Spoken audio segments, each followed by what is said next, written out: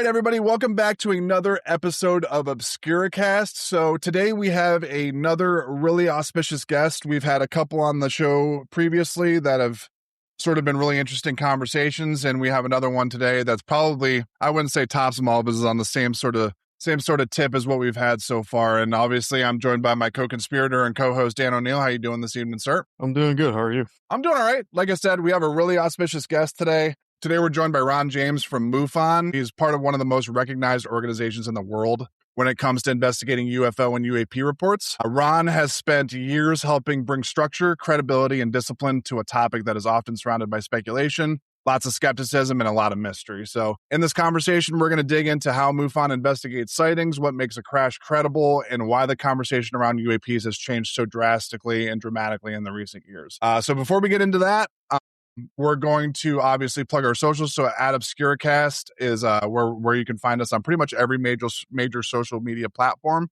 We also have a link tree, so it's linktr.ee/Obscuracast. You can check that out for clips, updates, and new episodes from us. And then you can also follow MUFON on YouTube at MUFON HQ, on Instagram at Mutual UFO Network, on Facebook at MUFON Mutual UFO Network, and on X at Mutual UFO Network as well. So let's get into the conversation, sort of crack the can on this can of worms. Ron, welcome to the show, sir. We're very excited to have you. Thanks for having me on. Absolutely. So we're going to sort of get into your background. So sort of tell us how you got into MUFON, sort of what drug you to the MUFON organization, and sort of how you got your start in the UAP and in UFO space. Give us a little background if you could. Well, I've been making UFO-related content, and my video production company was doing a lot of recording and live streaming of UFO events. I started off with Steve Bassett and his X conference.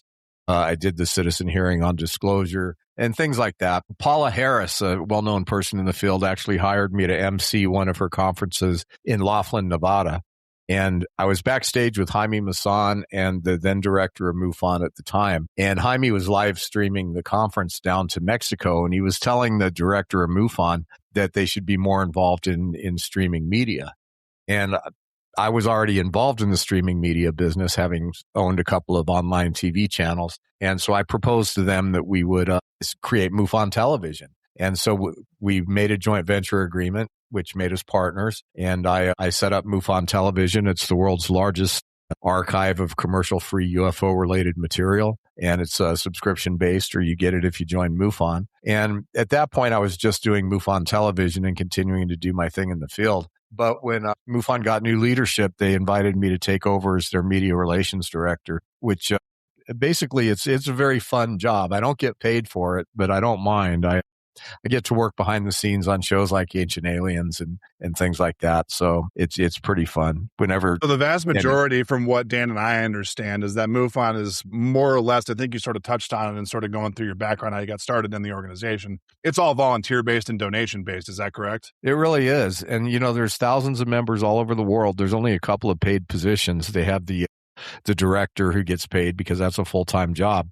And then some of the office help. Everybody else in MUFON works for free. And I can't emphasize that enough, because there's literally thousands of super dedicated people all over the world that are doing this because they care about the cause.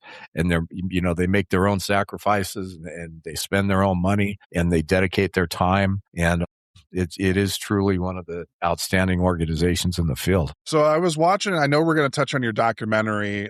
I know you did Accidental Truth, but you also have one coming out, Accidental Truth Next, Beyond UFO Disclosure. That's really interesting. You talked to some really key people, and David Grush and I'm sort of blanking on his Lou Elizondo, and a bunch of really, really auspicious people in the space of UAP and UFO research and crash retrieval and that kind of thing. So how did you first get involved into the space? Like, I know you sort of joined MUFON and sort of had that anchoring, but what was sort of your grit to get into the UAP and UFO research as a whole? Like, was it just did MUFON sort of strike a chord with you? How did that start? No, MUFON came years later.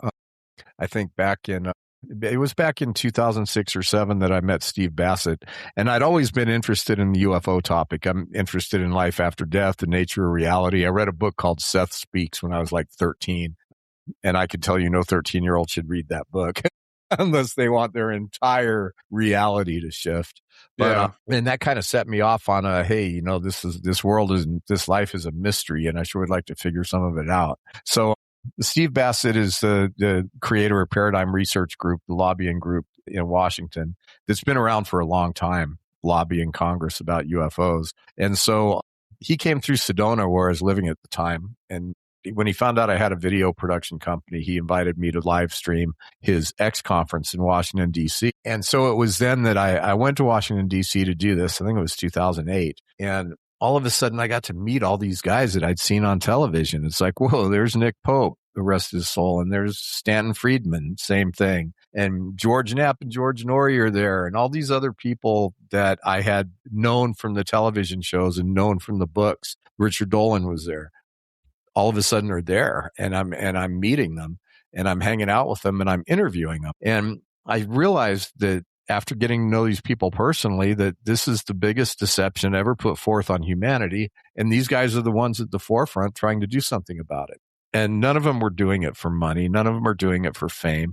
They're all doing it because they just feel like they need to make a contribution. And so I decided at that point that the UFO question was something I was going to tackle in any original work that I was able to do. Yeah. So, I mean, you obviously have a big track record. You named a bunch of really auspicious people, really big hitters in the space of UFO and UAP research. Like I said, it looks like through the documentary, you had, maybe not everybody that we sort of mentioned as far as the big hitters, but Lou Alcindor is definitely in the documentary. That's the new one. It was a pretty crazy interview from his perspective and that kind of thing. So as you've met these people and sort of gotten into this space, has your perspective changed over time? Has it sort of stayed the same? Have you always been a skeptic? Is there a tipping point in the time that you've been doing this that sort of pushed you even forward farther down the rabbit hole? How has your perspective sort of changed over time? Well, there's things that we can speculate about and there's things that we can prove. And this field has always been a little short of actual definitive physical proof.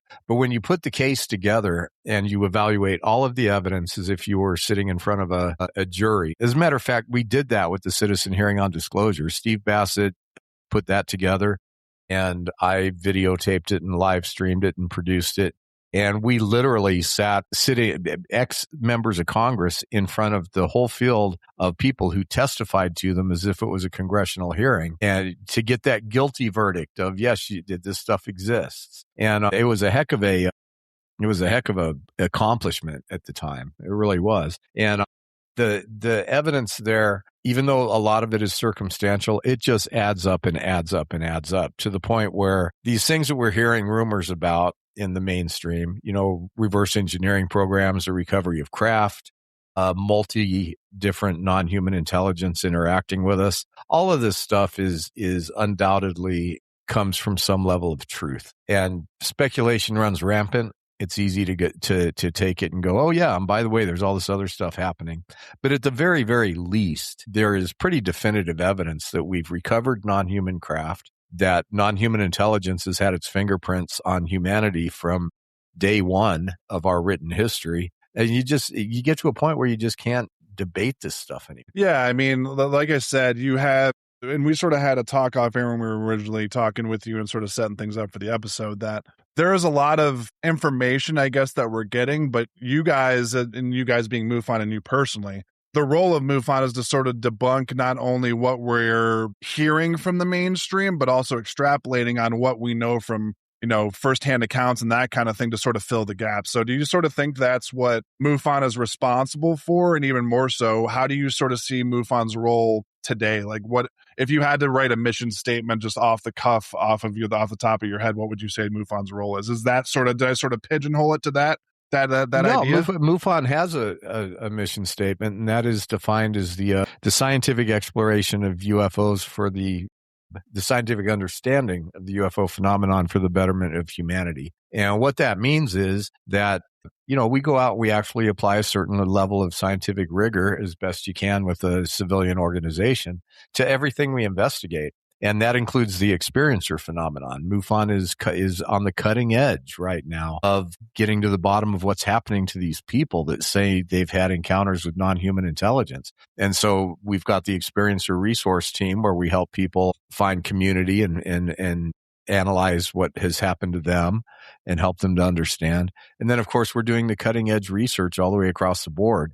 MUFON's the only organization that has literal field investigators that will go actually investigate a case. So, if it warrants it, we can't investigate every single case that comes through. Of course. But if it warrants it, we have actual trained investigators literally all over the world that will go and research the case. And then the MUFON people will come to a conclusion, if they can, about what that was. And so there's no other organization in the world that does what MUFON does. And even to this day. And so, it's really important work. Yeah. So you guys are, like I said, you guys are on the cutting edge. And Dan, I know that you have been a little bit more in tune with sort of the government release of all of this stuff. You told me that, within the last, I would say 3 to 6 months, they've had 3 or 4 hearings, and there's more scheduled, obviously, to debunk some of what's been going on and that kind of thing. So I know you have a multitude of the evidence that they've released and sort of been chomping at the bit for us to sort of get into. Do you want to sort of speak to that and just see where Ron sort of fits on all the congressional hearing stuff? Well, yeah. And also I wanted to say, Ron, I've been a member of MUFON since 2020. My dad was a MUFON member for a long time before he passed. He got me into it. And then as far as the field investigator stuff, I've looked at that. What does that entail? Like, how does somebody become a field investigator? Do they have to have a certain background, or is it kind of open to anybody who wants to do that? Well, they have to have the desire to want to make the commitment. It's not we do have a field investigator training process. So, it starts off with people. MUFON is open to anybody that wants to just be more involved in a community of people around this topic. So if you want to join MUFON just because you want to attend local events or you want to find other like-minded people to hang out with, membership is very inexpensive and people can do that. But if you want to move on and actually become a field investigator and go out and do cases and be assigned that stuff, we have a training manual and a training protocol. And once you complete that, you will be assigned to work under your closest state director within your MUFON organization, or if you're international, your international director.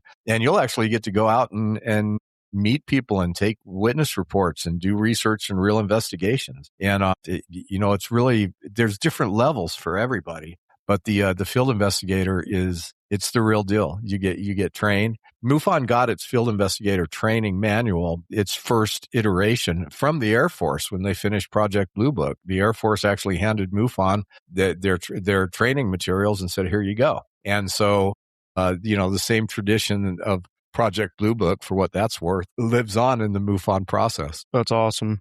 That's all. I kind of was wondering if that, with the Project Blue Book, because obviously with Dr. Hynek being a part of MUFON and everything like that, and also obviously being part of Project Blue Book, I was wondering if that's kind of how that happened. So you answered a question there.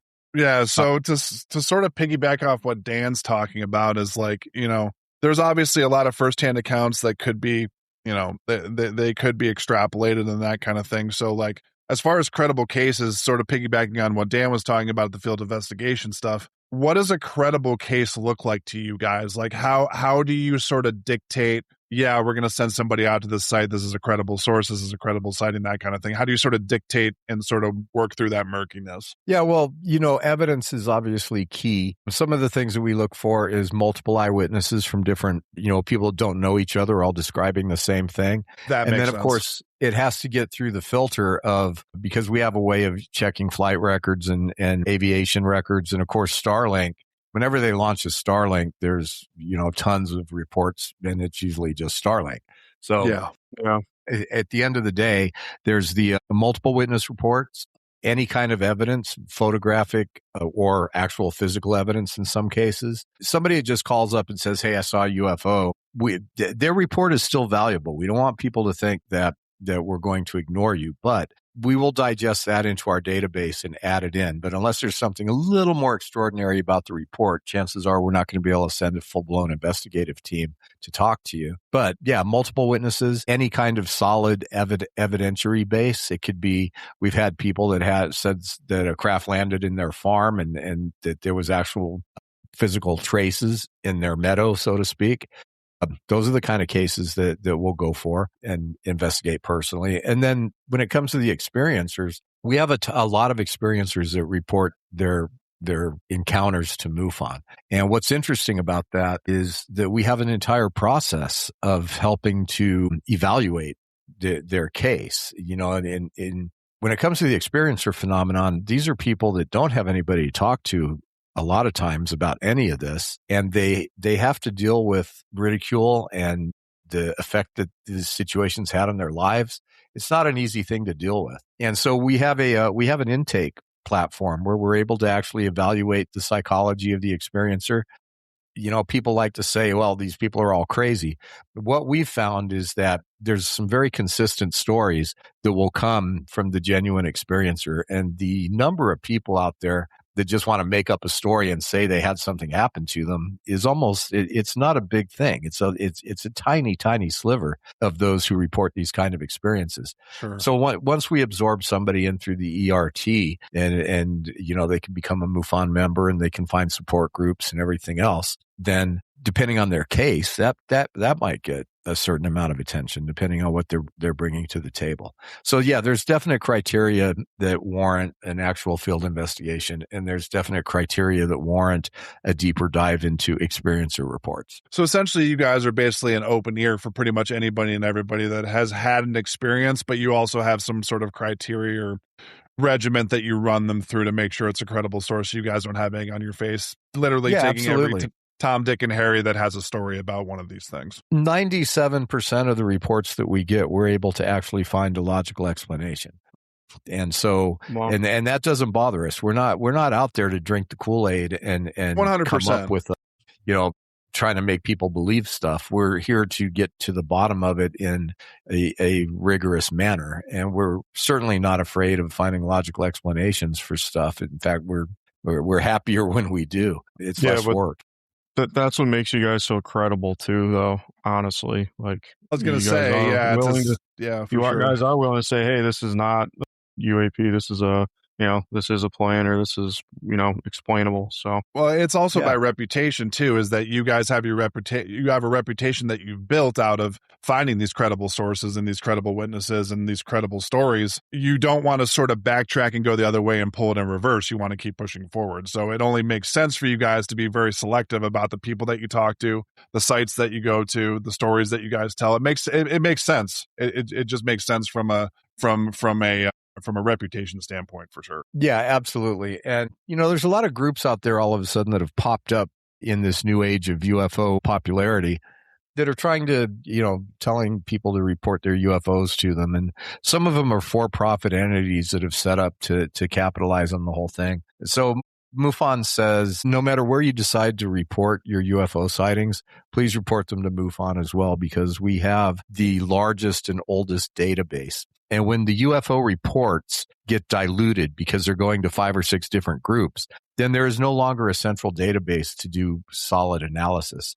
And so, as many people that are out there looking for your UFO reports, MUFON is probably the first place that you should submit them. Yeah, that makes sense. So just to sort of dive deeper into what makes a credible source for you guys. So like, if you guys have these millions upon millions of stories coming through in first sight or first person sightings and that kind of thing, the criteria without going too deep into it. So sort of give me like, the roundabout way that you guys sort of go through something that is credible, but it doesn't really have any meat behind it worth diving deeper into versus something that you guys do go after. Is there parameters that you can sort of speak to, not necessarily getting too deep into the woods, but is there a criteria you can sort of share with us just as sort of a formality to make sure that the credible source is exactly what it's supposed to be, which is cool. Well, yeah, again, it's when it comes to the experiencers, we have an intake form that will give us a pretty good idea of the psychological capacity of the witness, and that helps us. And then on the actual UFO reports, like I said a little while ago, the different things that make the case stand out, like solid visual or video evidence, physical evidence, multiple reports from different people that don't know each other, all reporting the same thing. I was going to say that would probably have to be the home run for me, as you have different people experiencing almost the exact same thing minus like 2 or 3% of the story.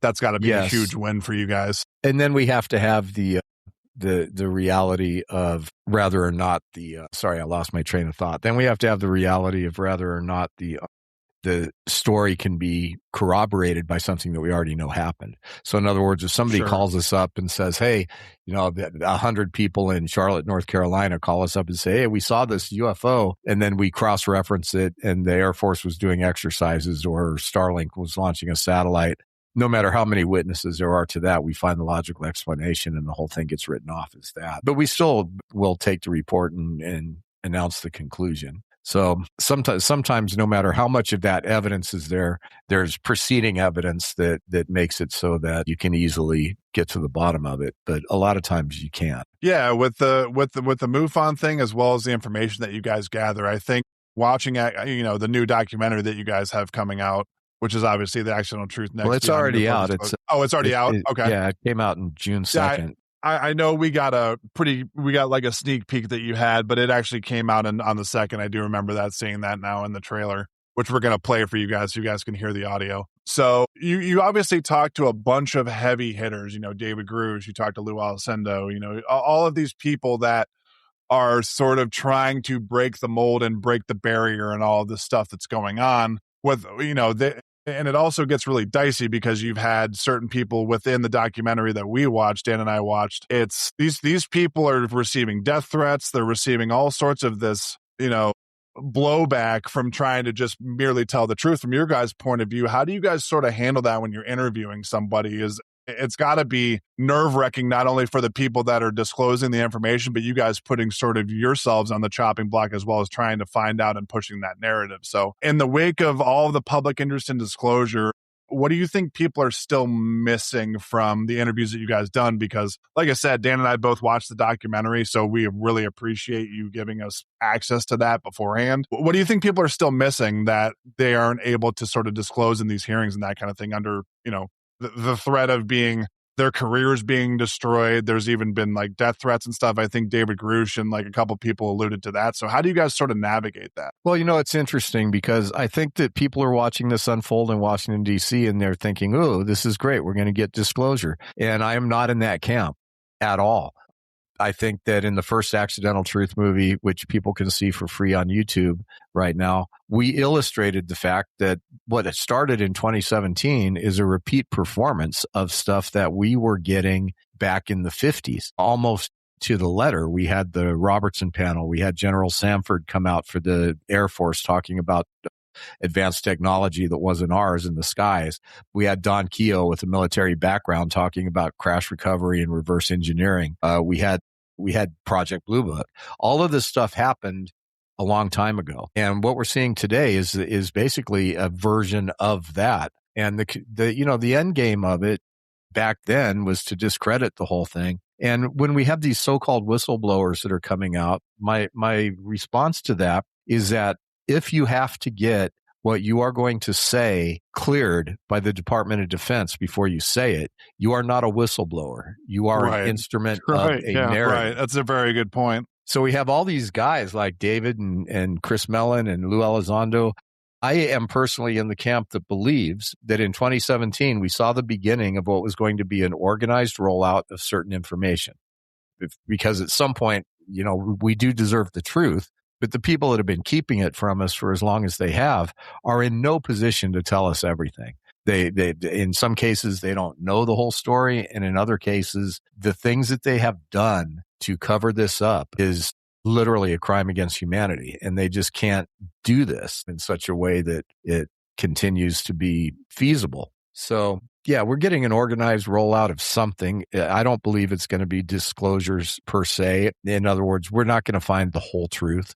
We'll be given a certain amount of information, but they're never going to tell us everything that went on in the last 100 years. Yeah, and the congressional hearings that they were talking, I know that, David as well as Lou were also talking about that they've, Lou alluded to in the documentary that we watched, the newest one that you have, he alluded to signing a contract or some sort of NDA 3 years prior to this, that he wasn't able to talk about it in a public forum. So there were multiple instances in the interviews and the testimony and the congressional hearings that you guys put into the documentary where they're talking about, oh yeah, we can talk about that, but I have to go into a skiff in order to talk about it. I can't talk about it publicly.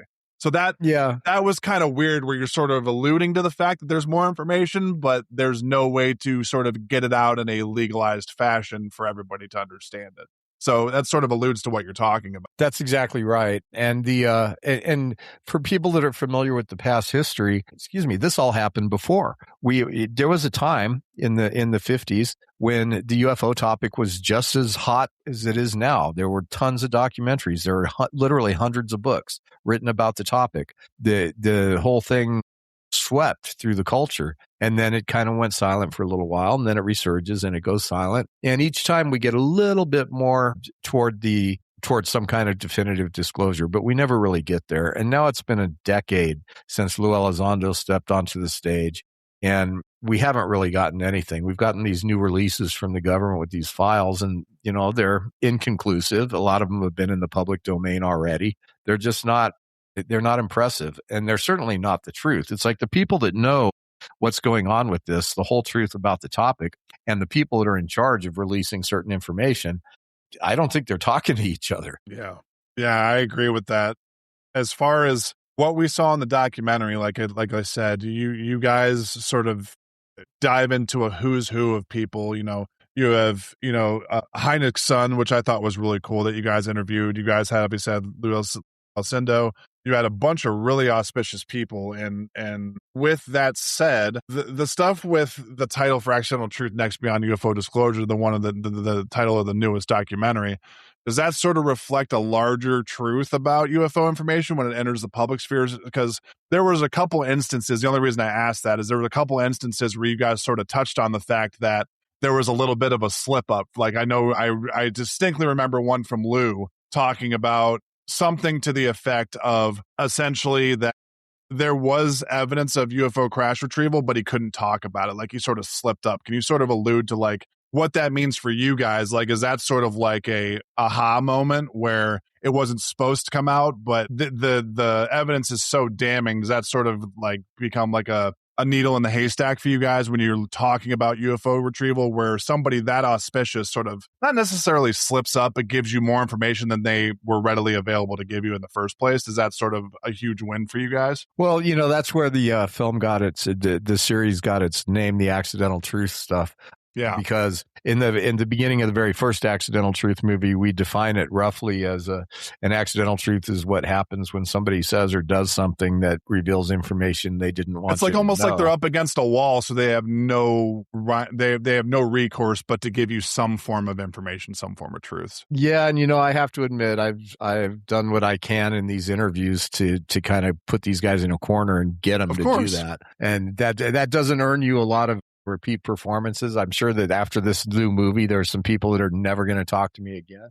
But that's what it's all about. It's not about you make a bunch of friends, become part of the problem and part of the cover up so that you can be on TV. It's about investigating and getting to the truth and getting it to the public. And sorry if I pissed off a congressman, but that's just life. And very important information is there, and that's not my job. My job is not to help them keep it a secret. It's to do everything I can to stop them from keeping it a secret. Right. It's, as far as like the files that have been dropped, I had a lot of people texting me and calling me like, hey, have you seen this? And have you seen that? And at first I was excited. Then once I started kind of going through it, I was like, well, I've known about this. Anyone that's remotely been paying attention to this topic for the last 20, 30, 40 years or more, like it's nothing new. So it's kind of disappointing in that aspect of like what you were talking about. To people who haven't, like, sure, there's some really interesting stuff in there, but what is like, is there something specific that like you're looking for that you like know that they have that you want them to release, but they haven't yet? Like, is there something we should be really waiting for that you think is going to come out or no? Well, it's almost two different questions. What I wish they would release is what they have gained from the technology of recovered non-human craft. Yeah. If there's a box out there that from a power source we don't understand or the general public doesn't know about that would power your house and charge your car, well, all of humanity is entitled to that. And my concern is that there's technology that's been created that they are not going to share with humanity until they can figure out a way for a select few to profit off of it. And that is almost a crime against humanity. We're on a planet that's bursting at the seams, and we're destroying our environment with fossil fuels and other things. but there seems to be no real interest in changing the status quo. And, the people that have that ability, they're not doing a service to humanity. They're doing a disservice. And so the technology, the understanding that maybe we're not alone, and how does that play into our place in the universe, and why don't we have a right to that knowledge? Every one of us would have a different way of looking at things if we understood a little bit more about the cosmos and about reality. And we're not being given that. We're being denied it. Yeah. And you guys also touch a lot on the sort of the AI version of stuff too. So not only are we talking about, not extraterrestrials, but like non-human entities and that kind of thing. But you guys also dive really deep in an accidental truth into the AI version of things. So can you talk a little bit about that and sort of like the simulation theory? Because I know that you also interviewed a lot of people about that as well. So can you sort of speak to that too, and sort of how it coincides with the UFO disclosure stuff as well? Yeah, the reason this new film is called Accidental Truth Next is because I really wanted to touch on what's next. I mean, granted, it's a sequel to the first one, so it's kind of a clever entendre. Sure. But the acknowledgement of non-human intelligence in our midst is something that has been part of our vernacular since we've had writing. There is nothing in our history where non-human intelligence interacting with us has been absent. It's in all of our religious teachings. It's in all of our spiritual teachings. It's carved on cave walls. The humanity has never had a time in its history when a non-human intelligent interaction has not been part of the legends and lores and the stories that we tell and the things that we believe spiritually. So the fact that we're still struggling with this in this day and age, it's sad. It's a sad commentary on science. It's a sad commentary on our ability to really wrap our heads around what is undeniable. But that being said, what happens once we do acknowledge that there's non-human intelligence as part of our story? Then everything changes. Literally, everything changes. And where do we go from there? So the last section of the film is all about that. It explores the fact that we're really not even asking the right questions yet. Yeah, I noticed that you guys alluded to that a lot. That was sort of like a reoccurring theme as you guys sort of went through the last, half hour, 40 minutes of the documentary. Where you guys were talking about, are we even ready for the information? If we're not even ready for the information, how can we ask the right questions? So I really dug that point of view that we don't even know what this thing is yet. Like a lot of people, for example, being a tech guy, I have a very, auspicious tech background.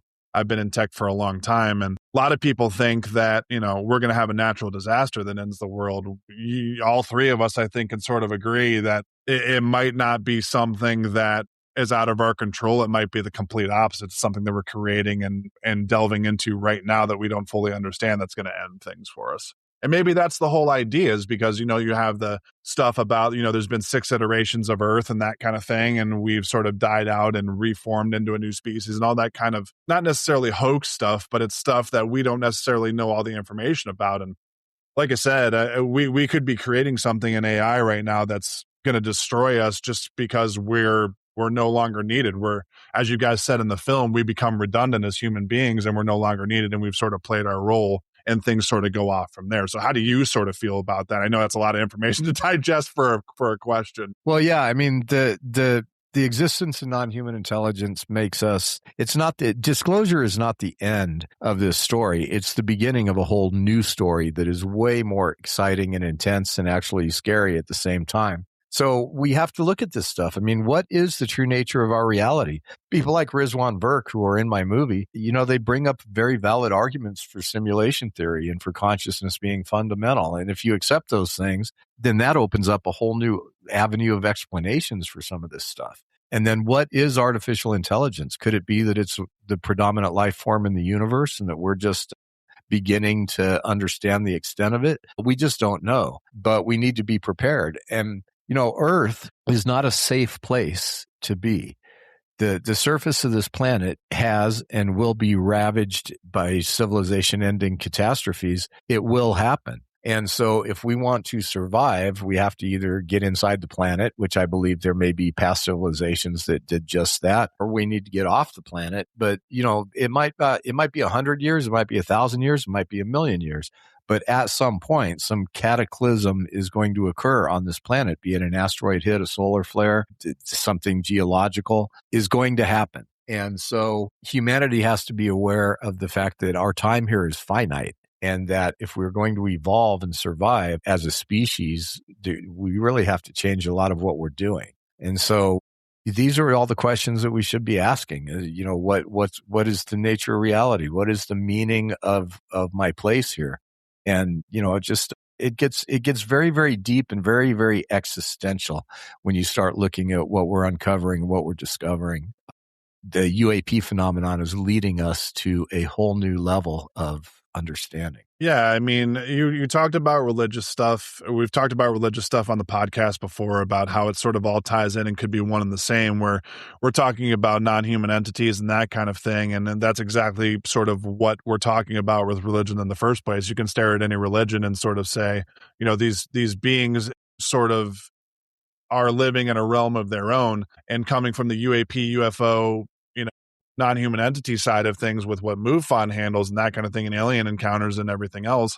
Dan and I think we could both agree, as well as you, because it's sort of what you've been doing with MUFON since the start of you being in the organization, is why can't they be one and the same thing? Why can't religions and science and that kind of thing live in the same sphere? It doesn't have to necessarily be one or the other. Dan, I don't know how you sort of feel about that. I know we've talked about it before. No, I agree. And I think that one of the things that we're seeing that's really scary is, as we get closer to an acknowledgement of a non-human intelligence, people are clinging to their belief systems and circling their wagons around their viewpoint, and refusing to compromise. So we do have a very traditional religious faction that says this is angels and demons, and that goes even into the Pentagon and stuff Lou Elizondo ran into when he was trying to expand his program. And these people, some of them, and I'm not trying to create rifts, but it's just the way it is. Some of these people are unwilling to look at or even acknowledge that, hey, it could be that, and it could be that from the filter of these spiritual teachings, that could be a part of it. What we would traditionally see as angelic and demonic forces could very well be a part of what we're seeing. But it doesn't explain everything. And the need to have an open mind and to accept other people's perceptions of this, I believe, is important. And I think right now we're seeing just the opposite. And so that's a problem. I agree. Dan, you were going to say something? Yeah, I was, going to say I agree with that. You and I obviously have talked about this before, and I'm with you guys on that. I don't understand, especially nowadays, with how much information is out there and how much information you can get besides just what we've all been taught in school and church and stuff. You can find ancient texts, you can find all sorts of stuff. To have a closed mind and just, no, I'm sitting on this hill and I'm dying on it. It's like an ostrich sticking its head in the sand. And, there's a bunch of different stuff out there, and you're just kind of closing yourself off to it. I think it's probably more of like a protection thing. I think a lot of people get scared by it. I mean, they're scared of what they don't understand, I think, is the biggest thing, is that they would rather point it towards speculation and skepticism and that kind of stuff to merely weed out the fact that they don't want to deal with it. Ron, how do you sort of feel about that? Like, I know that you guys have had probably both sides of the coin, with people that are 100% on board, this is real stuff, people have been covering up for however long, and then you have the other side of the coin where people just absolutely just write it off as people that are crazy and schizophrenic and all sorts of stuff. So what's your point of view on sort of like those two extremes? Do they have to live to sort of for the conversation to keep going, or how do you sort of feel about that? Well, I think people that just think that this is all crazy and needs to be written off, they are a long way on the wrong side of history. And we're dealing with a whole generation that grew up with shows like Ancient Aliens. And so the understanding that there is something to this stuff, it's more prevalent and more in the majority than it used to be. But, at the end of the day, the way that we cope with this, it's showing me that, people say we're ready for the truth. And the fact of the matter is, I'm not really sure that we are. I think that there's probably a very good reason that some of this stuff is kept secret. And as much as we disagree with it, when we're given the opportunity to prove that we can absorb any kind of knowledge, even if it's unfavorable or existential, I don't think we've made that case for ourselves. I think that all of this, all of these different factions that are insisting that this has to be something that works with their belief systems, and it can't be anything else. All they're showing us is that whatever this truth is, we're not ready to absorb it as humans. We are in a position where we're going to fight about it. And so what is the point of doing disclosure when it's going to fracture society? And I would like to think that it's not going to fracture society, but unfortunately society isn't making that case. They're showing us that, yeah, it probably will. And, that's a shame. Because it sounds like the next phase of what you guys are trying to do is not necessarily about revelation or sort of mystifying what's going on. You guys more about interpretation, responsibility with what you guys have found and what are going to find as these new, things come out from Congress and that kind of thing, as far as the reports and the disclosures involved. And following through with the information and even pushing it further. So you guys aren't necessarily trying to just give an answer. You're trying to give an answer plus more than that. So I think that's really cool with what you guys do. I think it's really advantageous for people that are skeptics. They can go to, you guys have social media all over the place. And as well, you and the production company with Accidental Truth and the 2 movies and 2 documentaries that you guys have done, plus the MUFON TV network, which I did a little bit of research on it. It seems pretty big as well. This just happens to be sort of your milieu and sort of your calling card with these 2 documentaries. But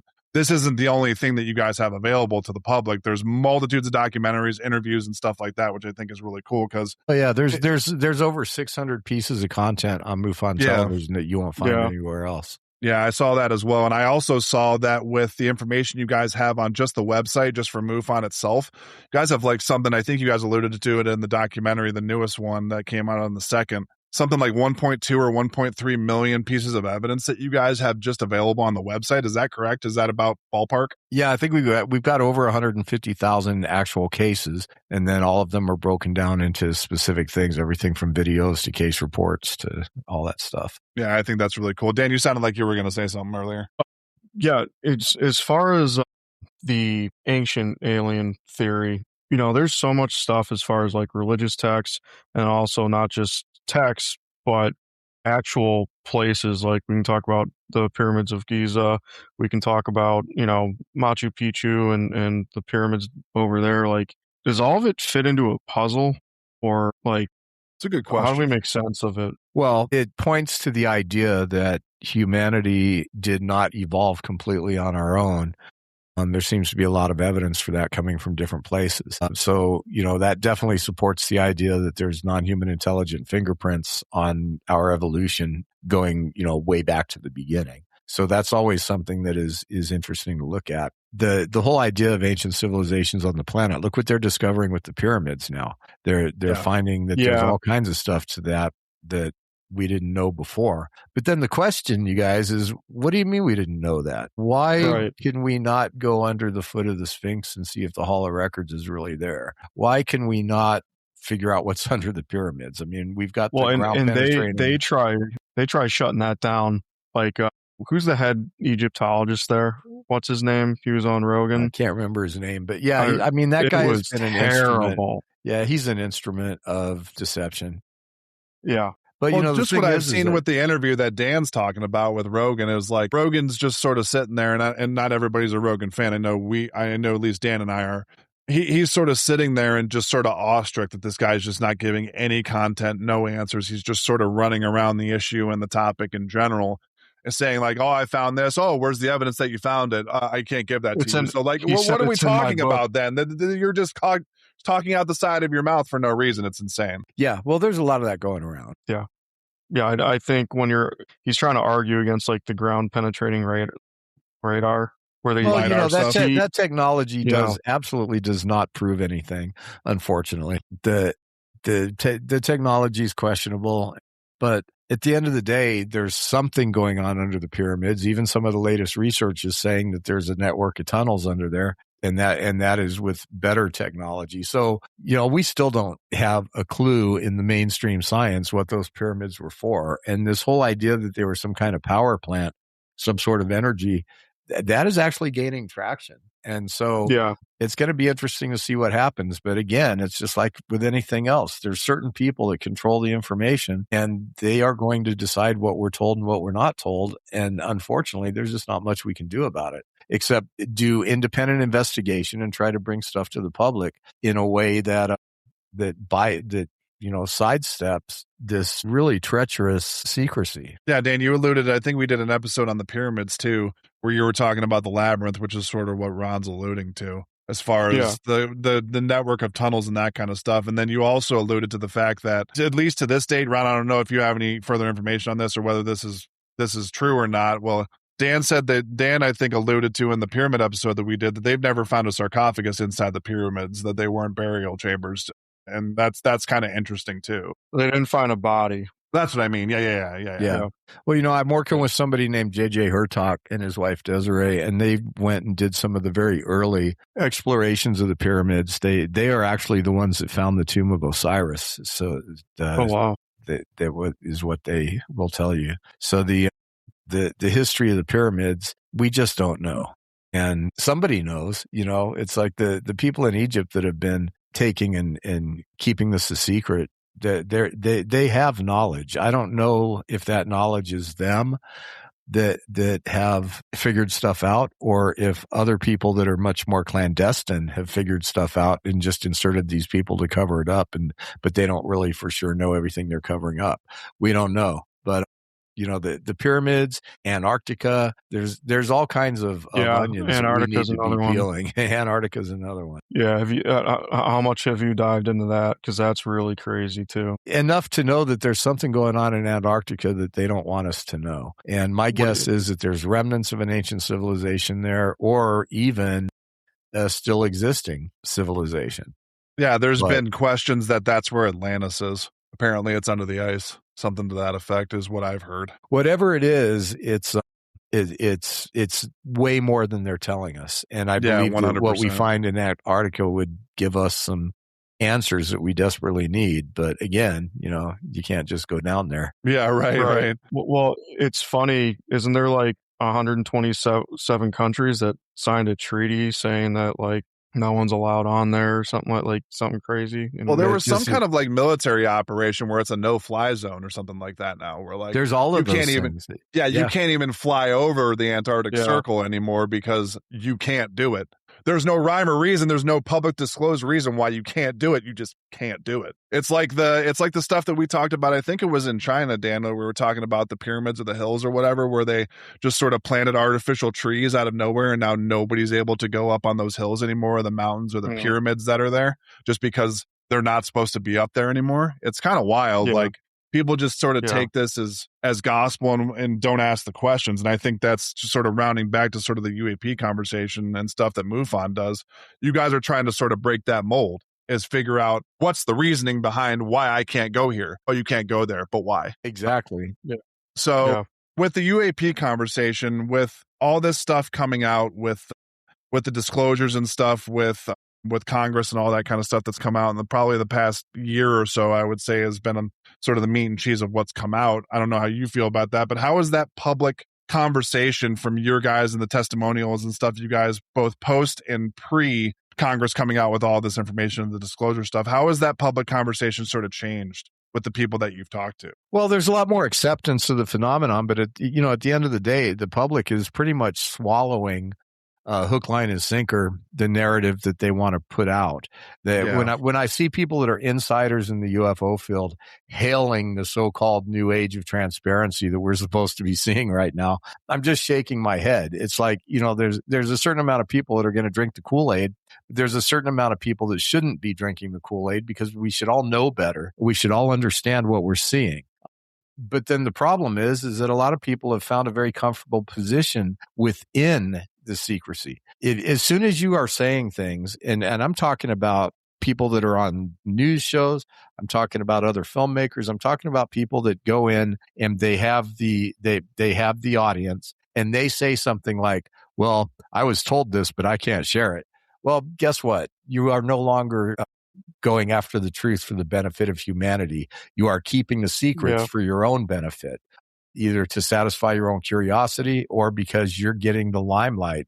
Somebody's pushing you to the top of the ratings. And so, and the game has gotten a lot worse because in the old days, not that long ago, before 2017, people who were involved in trying to get to the bottom of the UFO phenomenon were doing it for the right reason. They cared about the truth. Many of them sacrificed their ability to a lot of them literally died in adjunct poverty, famous on television, but broke because they dedicated their lives to this topic. Now it's a bunch of people, there's very few up there that are riding the wave and becoming part of the problem. And the way you can tell who they are is they are not a government agent. They're not somebody who has investigated this topic for years and years and years. They're just somebody who's putting their face on TV and they're saying things like, well, I've been told by my connections in the intel community, blah, blah, blah, blah, blah. Whatever the hell that means. Yeah, it's what like, connections? shut up, who are man. you talking to? Yeah, who are these people? Why don't you tell us what they're telling you instead of telling us that you can't tell us what they're telling you? It's like, who gave you the right to become another gatekeeper? And so it's happening a lot. And you see that the people that are getting the most airplay are and this isn't sour grapes because I don't care, because I tell these guys flat out, don't tell me any secrets because I'm not here to keep your secrets. I'm here to tell the public everything I can dig up. And so I don't want to play that game. But the people that are playing that game are doing it for self-serving reasons. And it's not helping anybody. So when you're interviewing someone for one of your, documentaries or journalism or whatever you're doing, like, are there times where you kind of have to take a deep breath and like step away, or like how do you handle that when it's like you're super frustrated? I was going to say that's actually a great question. I was going to actually ask the same thing. How do you know when? I guess how can you not step in the bullshit? Well, there's a very poignant moment in the new film where I'm questioning. I was going to allude to it, but I'll let you allude to it. Go ahead. Yeah, and I'm giving him the chance to kind of tell me this stuff, and he just won't do it. And was this the Benny Foggin incident? Yeah, yeah. I'm sitting there, I'm interviewing him, and he literally goes, "Oh, well, gee, I don't know. I don't know where the medal's at. I thought I had it in the baggie somewhere." Like, come on, dude. I get so many samples, and then it cuts to a scene of me just sitting there looking at him, and that pretty much says it all. Like, okay, but then the next scene is like, well, here's a picture of Gary Nolan on a conference call with the guys. Right. That was funny. That was funny. That was hilarious. It was literally like you talk about egg on your face. You're literally staring at the man through a webcam. Like, come on, dude. That's hilarious. It's pretty funny. And, it's like, I'm surprised that not more people are talking about how much we really broke through a lot of things with this film. It's doing pretty well, but it's, I'm not, what's the phrase? I'm not yacht shopping. Yeah. But it definitely, the first Accidental Truth movie went down as something that was extremely relevant and one of the best documentaries of its type that was out there.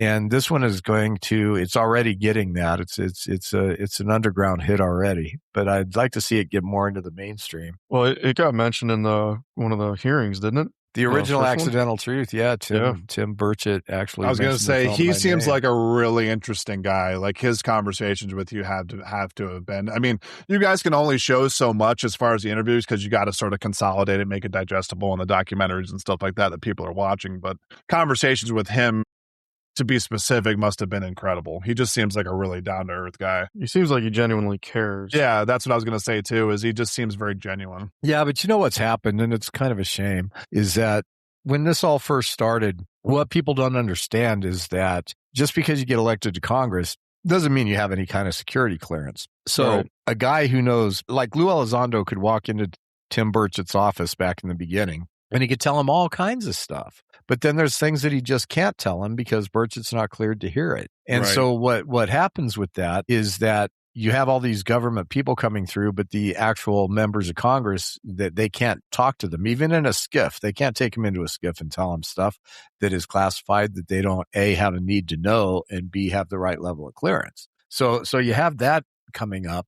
But then what we found is over time, Congress people have done what they have to do to get those clearances. And so then they get the privilege of being read into stuff. And what happens with that is that you can't talk.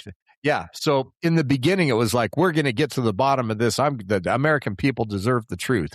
And that's how they all started out back in 2017. Now, almost every one of them is saying, well, I've been told some things that they can't tell us. And so basically, they're doing the same thing as some of these media scoundrels. They've basically, they've been told the truth, and now they're part of the secrecy. And so it's very frustrating. So not tell?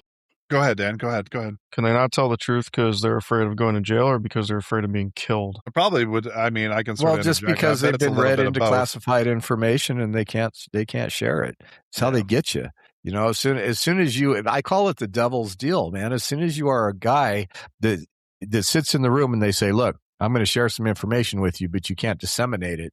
And you say, okay, why are you doing that?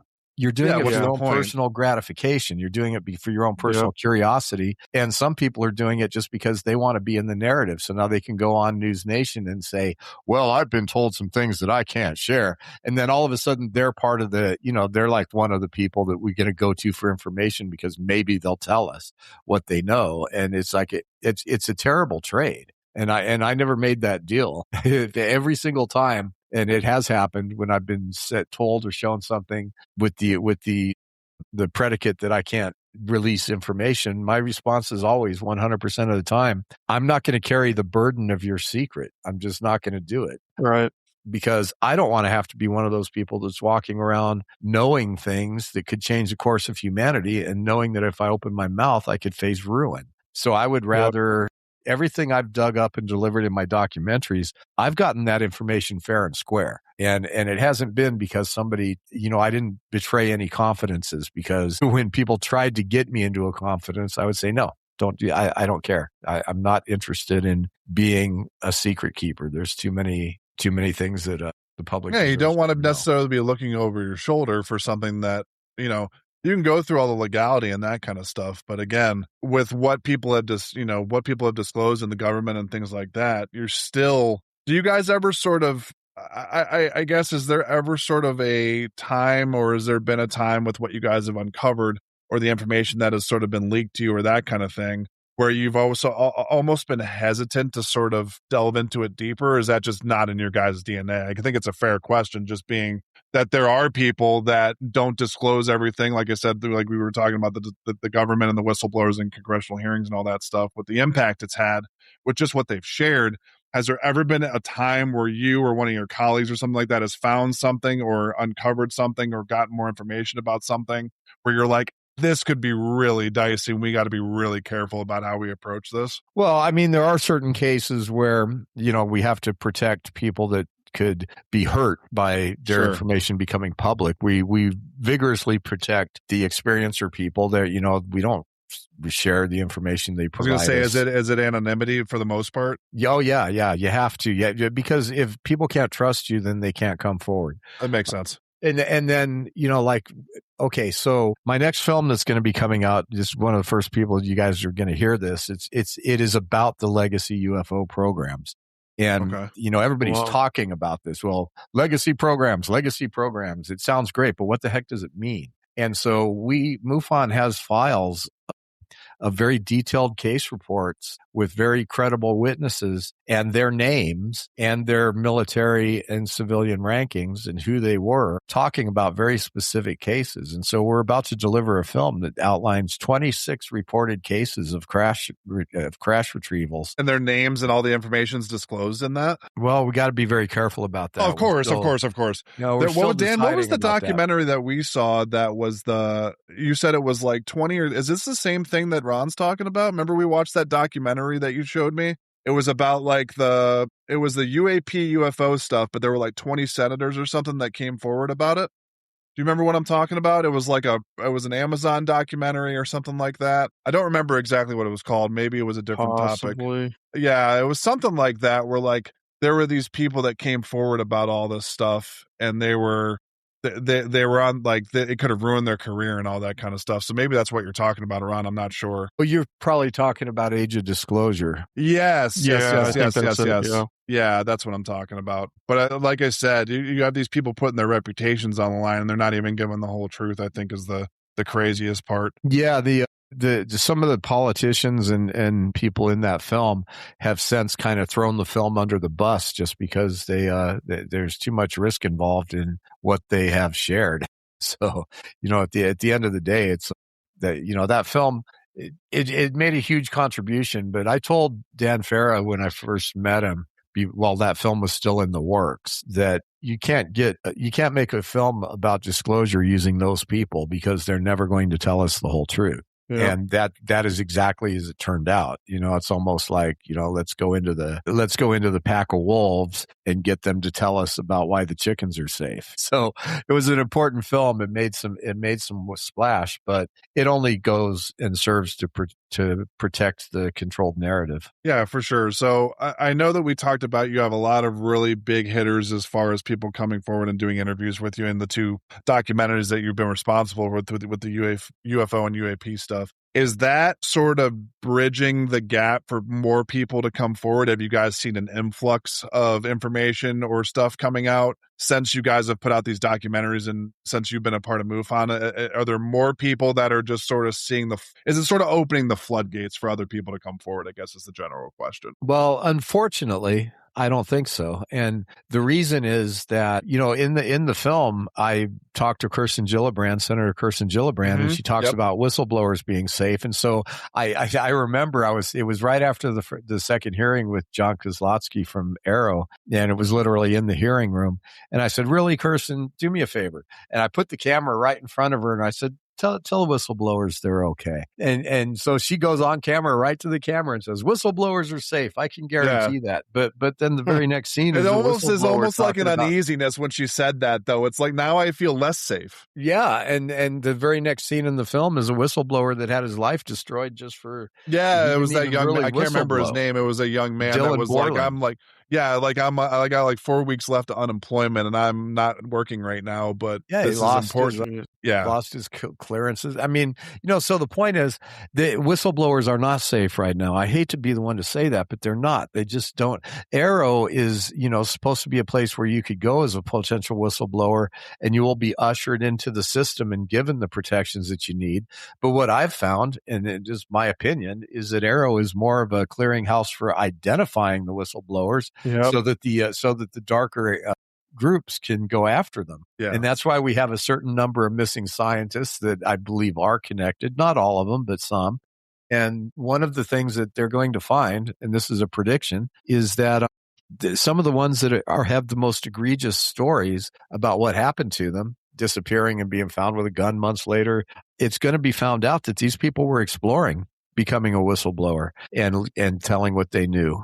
And, they are found out and they are removed. And so it's very scary. And whistleblowers are not safe yet. There is no mechanism right now where you can come and truly be safe. And when they had that hearing, when Kirsten Gillibrand brought in the new director of Arrow, that woman sitting next to him, her name is Susan Guff. She's a Pentagon spokesperson who is known for towing the line and basically making excuses for the Pentagon. And she is looking at the camera with the evil eye the whole time this guy is saying, oh, yeah, we want to get to the bottom of it. She's just sitting there and she's sending a very clear signal to anybody who knows who she is. Don't even think about coming forward. And when you watch that hearing, you will, with that knowledge of who she is and what she was doing, it's very clear that the reason she was sitting there and the reason she was positioned the way she was and the reason she was having the looks on her face that she had is because she was sending a very clear subliminal signal to the people that know, no matter what they're saying, it's not true.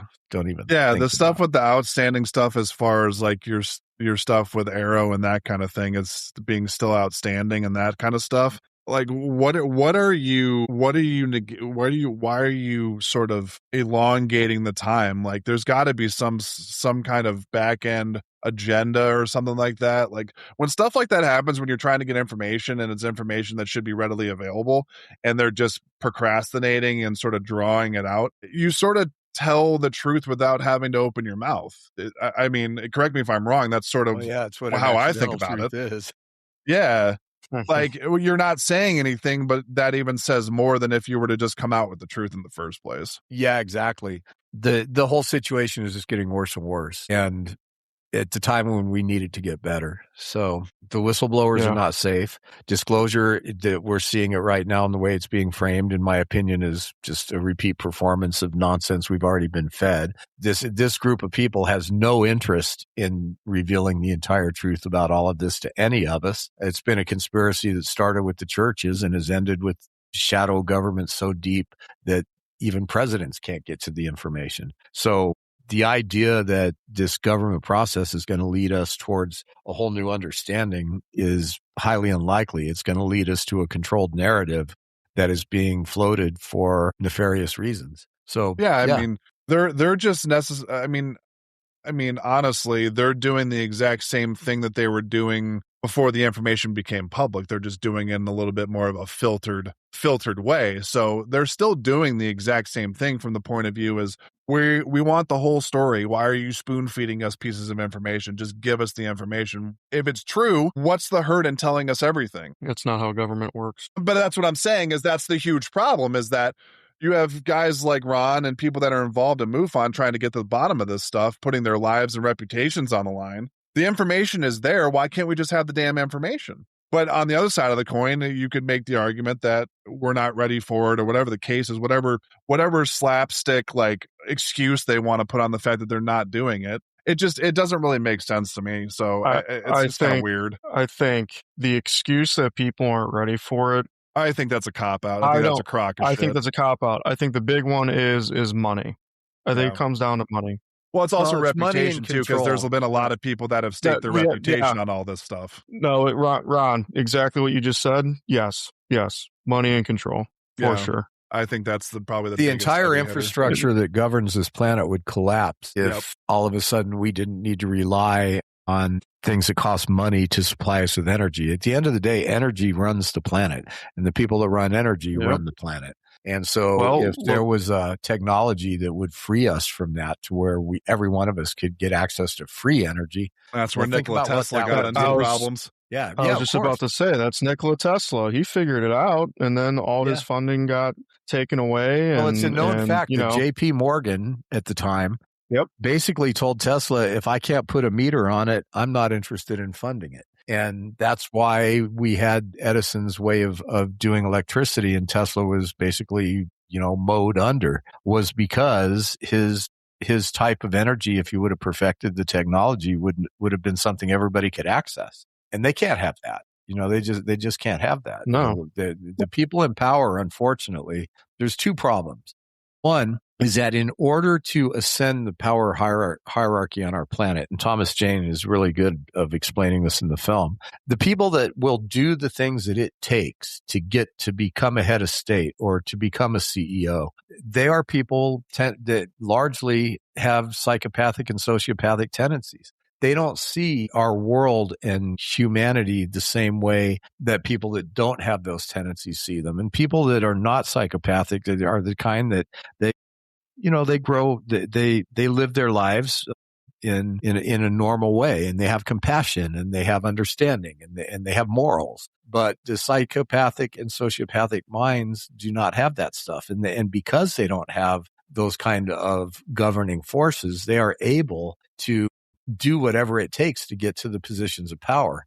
And once they have those positions of power, they are governing themselves from a look of, no, people are not created equal. It's the law of the jungle. We're going to claw our way to whatever we want to go. We don't care, who dies and how badly we run society. And so that's what we're facing. And I don't know how we're going to get that to change, but it absolutely needs to change, or we're going to be in a position where we're just in a self-destructive spiral. As far as what gets misunderstood about UAPs and that kind of thing, what do you think is the most misunderstood thing about the topic itself? What do you think people sort of pass over that's important in your guys' view as far as being a part of the organization? What do you think is the most misunderstood about the topic? I think that the people are still debating whether or not they're little green men from another planet or what they are. And I think the most misunderstood thing about the topic is that it's not about any one answer. There's probably multiple answers to the same question. The origin of these beings can be interdimensional. It can be through time. It could be creatures that have lived here on the planet that have long since gone underground and continue to evolve. and any number of other types of life forms that we might not even understand yet. So that's one of the misunderstood things, is that there's no one answer. It could be many things, and it could be all of the above. So that's one of the things that we're missing. And then the other thing is the purpose of this stuff. If we're living in a simulated reality, or we're spiritual creatures having a human experience, which many religions teach us is true, then these things are manifesting around us, in appearing to different people in different ways for what could be very personal reasons, to assist us in our own self-development, one person at a time. So, it's not about alien beings from another planet. It's about, wait a minute, what is this teaching us about the whole nature of our reality? And people, like I said in the film, we start to look at these questions, because these are the questions we have to start asking. We got to get past, is there non-human intelligence that exists? And once we get past that, it opens a whole new can of worms. And so people are clamoring for disclosure, but they're not thinking about what it's going to mean when we get it. Yeah, Right. for sure. The interesting thing too is a lot of people, they think UAPs, UFOs flying in the sky. We know more about space than we do our own water. That's here. what I was going to say too. Like, yeah.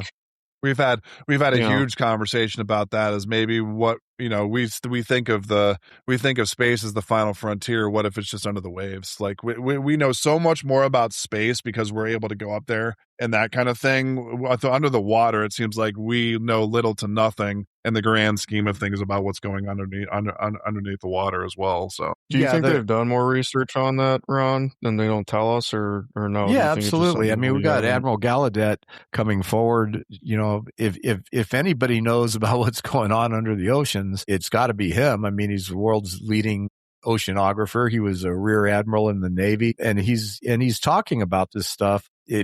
But he certainly knows a lot more than he's able to say. And, that's a thing that's really glaring about this new group they put together. It's supposed to be answering to the White House. It's literally a bunch of people who already know a lot about what's going on. What are they going to do? Sit in a room and talk to each other and pretend they don't know? It's just dumb. Right. And Gallaudet is, he could answer that question. If he was on this show right now, he could answer that question. They found the bases. They know where they're at. It's like, what do you say? Yeah. What a great spot to hide, though. Something we as human beings can't get to. It's actually a pretty ingenious way of hiding it. Yeah, and they might not if it's that far down, so to speak. One thing they might not be hiding. They might have just been driven down there through catastrophic things that happen on the planet, and they had the technology to do it.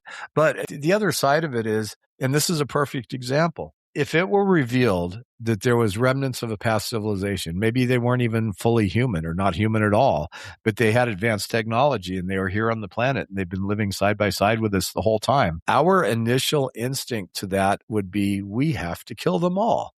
And that's just a sad commentary on humanity. Yep. So it would just be another reason to find somebody else to go to war against. It's our planet, damn it. We're gonna take it back, even though they've been minding their own business and leaving us alone. And until we evolve past that mindset, our options are limited. Well, we got to get rid of the military-industrial complex for that to happen, because it's hard to get rid of war and all that when they're making money off of it. Well, a perfect example of the military-industrial complex negating information and having some sort of peace with these non-human intelligence beings and that kind of thing is sort of what we talked about when we first met you, Ron, on the initial interview when we talked to you, was about the Douglas MacArthur thing, as far as Eisenhower having the meeting with the beings and basically telling them that, if you get rid of your nukes, we'll take care of you and you'll be open to this whole new realm of information and everything. And he basically says no. So I he basically gives them a middle finger and says, we're not doing it. You can sort of ride off into the sunset. We don't sort of care what you're doing, or we're just not going to do it. So, how many times, in just the research you've done, how many times have we had these instances where we were literally handed on a silver platter this information in a way to sort of progress into another realm of humanity, and we've just said absolutely not. We're not doing it because of our own selfishness. It's crazy. It's wild. So Ron, just to sort of round out the episode before we sort of break off and everything, what's the most important thing that people should understand about MUFON as an organization from your point of view as somebody that's sort of in the fold? That it's the largest and oldest organization doing what it does. And even in this day and age, there's nobody else that does what MUFON does. We actually have the world's biggest network of boots on the ground people that are studying this topic. We have the best photo analysis people. We have the best people to digest and help with the experiencer phenomenon. We have the best people to make sense out of UFO sightings all over the world. And there is, to this day, no other organization that even comes close. And so that's one thing that I want people to understand. You know, MUFON doesn't toot their own horn. We've been in Washington, D.C., doing a lot of work behind the scenes with Congress, and we're not out on TV shows talking about it. We're doing the actual work. And so when people think, you know, that MUFON is, you know, it's an old organization and it's certainly had its bloody noses over time. But when people talk about MUFON, they need to understand that we're alive and well and doing what we do better than anybody, and we're doing it better than we've ever done it. So if you really care about the UFO topic, you should be a member of MUFON. It's cheap, and it gets you a front row seat to a lot of insider information. Yeah, for sure. And I guess also to sort of piggyback off that as far as what they should understand about MUFON, the listeners, and that kind of thing. What sort of gives you hope in this, where the subject is headed, and sort of what should listeners do if they have their own sighting or encounter? Like, what sort of gives you, is it the people that are coming forward? Is it the people that you talk to that are even stuff that you can't disclose in anonymity for anonymity's sake? So what sort of round that out for me as far as what they should do and what sort of gives you hope going forward with these people that are coming forward? Well, I think that the political process of disclosure is only going to get us so far. But we're at the point now where technology is in the hands of civilians. You have the ability to test and look for UFOs and to look for answers outside of the government process. And at the end of the day, I think that the experiencer phenomenon and more advancement of access to technology is going to get us to the point where we just don't need them anymore. We've grown tired of the way that this process is unfolding. We understand that we're still being lied to, and that's pretty much the policy, and it's never going to change. And so it's up to us, and hopefully whatever beings are behind this stuff that are going to bring us to the next level of disclosure.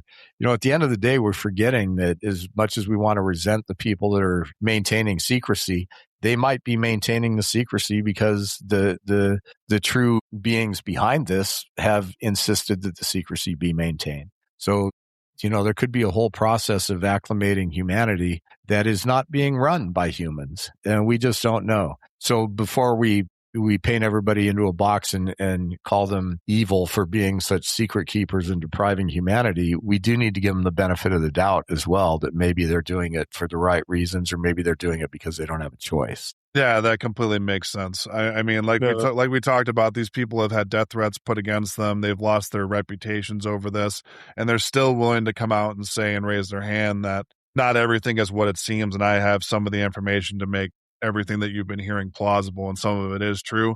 The problem I think a lot of people will face coming out as whistleblowers is exactly what we talked about. These people have been up under threat of death, and it's not a small task to come out and start talking about this stuff, especially at length and in detail. It's so new, and it's so scary for a lot of people because we're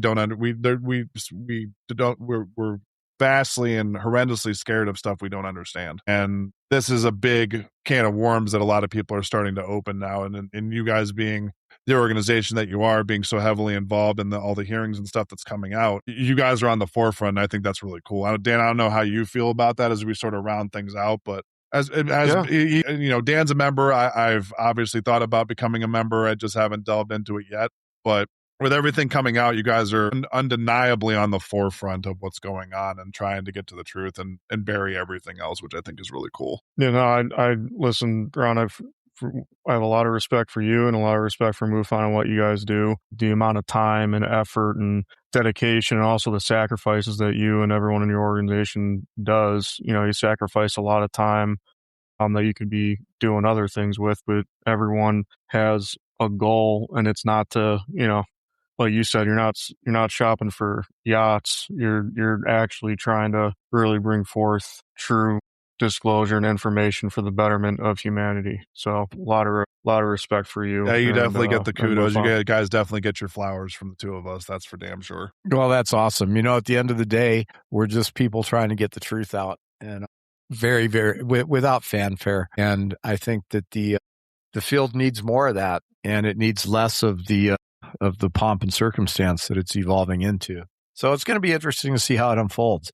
This is truly a defining point for humanity, and in many, many ways. So where we're at in the next 20, 50 years is going to be determined. Literally, our whole future is going to be determined by the collective decisions we make as a race and as a species and as a people over the next 10, 20 years. Yeah, it's going to be, for lack of a better word, interesting for sure. Yeah. I mean, we're either going to find our way into a Star Trek civilization, this really nice future, or we're going to get, they're going to recycle humanity and do something else with the planet. And it will be because we made the choices that got us to the outcome. It's not going to be anybody else's fault. Yeah, 100%. It's about looking in the mirror and that type of thing. Well, anyways, we appreciate you, sir. Huge thank you to you for joining us and sharing your perspective. We really appreciate it. Also, on the MUFON work that you guys are doing, bigger questions surrounding UFOs and UAPs. Like Ron said, he alluded to the fact that they're the biggest organization doing a lot of stuff that nobody, or if anybody, is doing besides them. So whether you're a skeptic, a believer, or somewhere in between, this conversation is sort of a reminder. I think all of us can agree that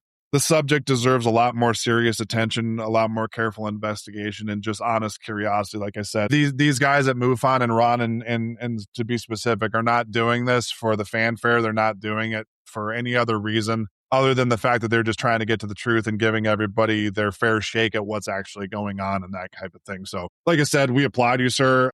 We really appreciate you coming on the show, and it was an absolute pleasure talking to you. So, with that being said, just make sure, if you guys enjoyed the episode, just to follow us on Obscurecast at linktr.ee/Obscurecast for more strange conversations, clips, and new episodes. And then you can be sure to follow MUFON on their socials on YouTube, Instagram, Facebook, and X as well. So without any further ado, Dan, I don't know if you have anything else before we wrap up. Ron, it was an absolute pleasure, sir. Thank you so much. I know you're a busy man. We really appreciate it. Yeah, thanks for having me on. I'd like to mention for people the new film is called Accidental Truth Next. It's available on Amazon. It's available on Apple. It's available on Google Play and YouTube Movies and TV. The first Accidental Truth is available for free on YouTube Movies and TV. And the website is accidentaltruthnext.com that points you in all those directions. So I hope people get a chance to check out the films. Yeah, like I said, with the second one that you did, I haven't checked out the first one, but the second one is absolutely phenomenal. It came out on